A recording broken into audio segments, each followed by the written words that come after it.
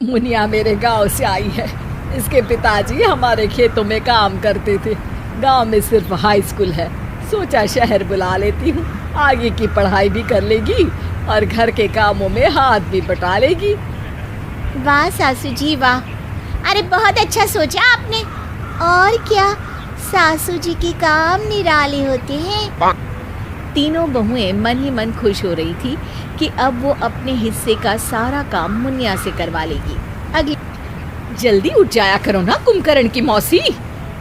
भाभी, वो ना रात को पढ़ के देर से सोई थी तो नींद नहीं खुली। हाँ, एक ही रात में पढ़ के शकुंतला देवी बन जाओगी तू। चलो जल्दी से पूरे घर में पोछा लगा लो।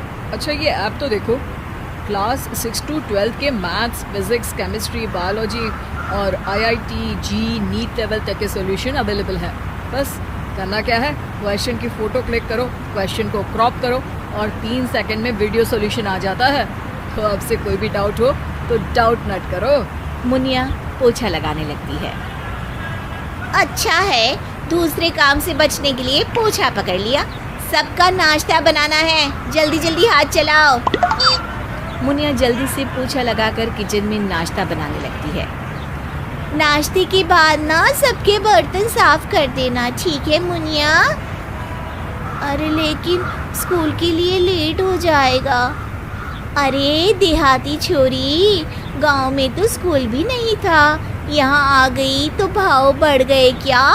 अगर इतनी जल्दी है स्कूल की तो सुबह मुर्गों की बांग के वक्त उठ जाती। तभी सासू माँ आ जाती है। अरे क्या हुआ बहू? कुछ नहीं माँ, मैं मुनिया को बता रही थी कि सुबह जल्दी उठने के कितने फायदे हैं। अरे वाह बहू वाह, तुम लोगों की मदद से मुनिया बड़ा काम करेगी। सच में काम तो करेगी ही। मुनिया सास के सामने कुछ नहीं बोलती। शाम को स्कूल से जब वापस लौटती है तब, अरे खाना खा लो और मेरे कमरे में आओ, अलमारी की सफाई करनी है। अरे नहीं नहीं, पहले मेरे साथ आओ, मेरी बालकनी की क्यारी की मिट्टी बदलनी है। अरे नहीं, पहले मेरे कपड़े इस्त्री कर दो, फिर इनके साथ जाना। लेकिन आज बहुत पढ़ाई करनी है, अगले हफ्ते टेस्ट है।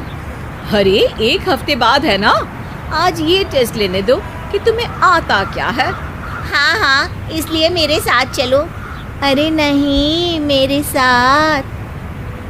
तीनों मुनिया से पहले काम करवाने के लिए झगड़ने लगती है। आंगन में बैठी माँ सब सुन रही होती है। माँ के अंदर आते ही सबके सुर बदल जाते हैं। क्या तू मैं लगा रखी है? वो मुनिया को हम अपना कमरा दिखा रहे थे। मेरे कमरे में बड़ा टीवी है ना, वो देख लेगी जब भी बोर होगी। मैं पहले अपने कमरे में ले जा रही हूँ ताकि ये मेरी अलमारी देख ले और कोई झुमका या जेवर पसंद हो तो पहन ले।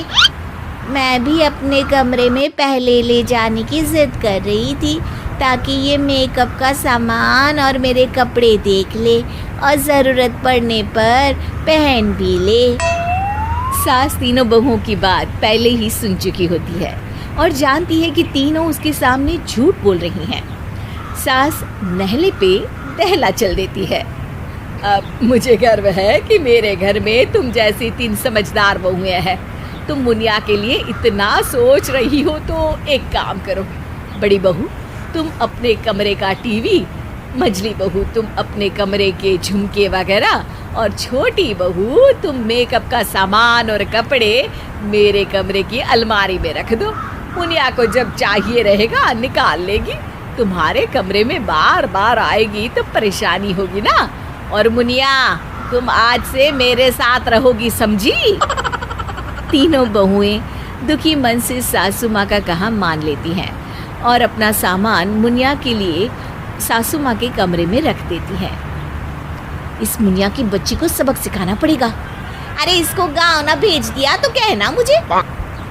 कुछ तो करना ही पड़ेगा। अगले दिन, अरे किचन के मंदिर में रखा चांदी का कलश कहाँ गया? अरे पता